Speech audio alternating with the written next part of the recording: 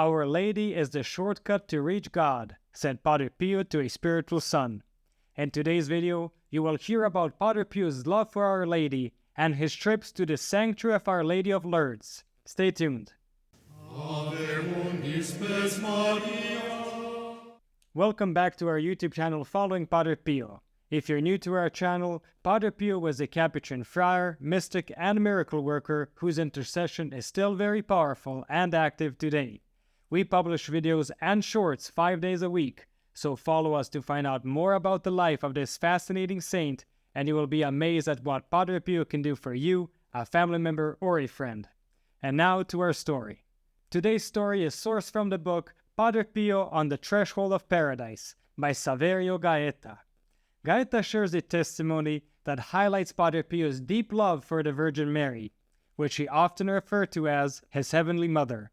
Here's the story. One of the ways Padre Pio expressed his love for the Virgin Mary was through his devotion to the painting of the high altar in the old church. This painting depicts Our Lady of Grace cradling the baby Jesus in her loving arms. Every year, during the customary festivities, when the beloved image was carried in a grand procession, Padre Pio couldn't bear to see the empty altar. To him, it felt as if the church itself became empty, and he experienced a deep sense of loneliness. As you can see in this photograph, the painting is quite large. It would be hard not to notice the empty spot above the altar. It would surely seem like something is missing. During one of these yearly processions on a Sunday in September 1965, the church was filled with the faithful who had gathered for Mass. After receiving the final blessing, all the faithful remained in the church, eagerly awaiting the return of the painting. Padre Pio, also remaining in his place to offer a prayer, caught the attention of Don Galeone. Don Galeone, initially hesitant to approach, observed Padre Pio suddenly jump up and lean against the choir railing, letting out an unexpected cry. "I thought he was yelling at someone, so I was afraid to approach him," said Don Galeone, recalling the moment. However, curiosity got the better of him, and he mustered the courage to get a closer look. What he witnessed was truly astonishing. Padre Pio was in tears, shedding them like a child who had been left alone at home and suddenly sees his beloved mother returning. Overwhelmed with emotion, Padre Pio repeatedly exclaimed, "My mamina, my mamina." At that moment, Don Galeone couldn't help but be amazed.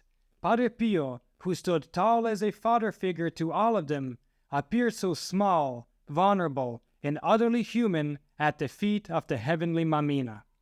It was clear that Our Lady held a special place in Padre Pio's heart, going beyond mere devotion. She was like a second, or perhaps even like the first mother to him. Now let me share another intriguing aspect of Padre Pio's connection with Our Lady. Like any good son who occasionally wishes to embrace his mother, Padre Pio sometimes bilocated to Lourdes. For those that did not know, Padre Pio had the extraordinary ability to bilocate. His presence could be in two places at once. Many testified to witnessing Padre Pio appearing in different places despite physically remaining in the convent. Padre Pio once confided in Father Rosario about his youthful longing to visit Lourdes in person. However, his desire gradually faded away. The turning point came when Padre Pio shared his vivid dream of Lourdes with someone who had actually been there. To his surprise, the person assured him that his dream perfectly aligned with the reality of Lourdes. It was as if Padre Pio had already experienced the sacred site firsthand through divine revelation. From that moment on, Padre Pio's need to physically make the pilgrimage diminished.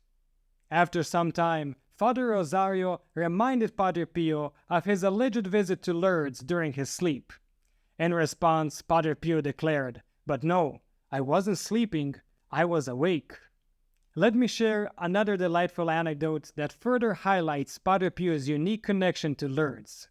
One night in July 1968, just 3 months before Padre Pio's passing, Father Onorato Marucci sought Padre Pio's blessing as he prepared for a pilgrimage to Lourdes. After Father Onorato shared his plans with Padre Pio, he kindly extended his invitation. "Do you want to come visit Our Lady with me?" Padre Pio responded, "I am old now, and I don't go anywhere. I've been there many times." Taken aback by Padre Pio's response, Father Onorato expressed his disbelief, exclaiming, "What are you saying? You never left the convent. Now you're telling me lies." Padre Pio explained, No, you don't go to Lourdes only by train or by car. You can go by other paths as well." Though Father Onorato may not have fully understood the true meaning behind Padre Pio's words at the time, this encounter left a strong impression. It further illuminated the extraordinary nature of Padre Pio's spiritual gifts and his profound connection to Our Lady. Thank you for listening. Please give our channel a boost by continuing to watch another video.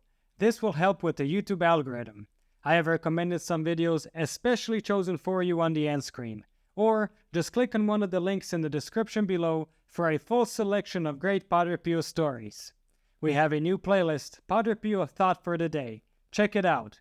And don't forget to enroll your Mass intentions for next Friday's Padre Pio Holy Mass. You will find a link in the description below. And stay tuned for the next video on the life of Padre Pio.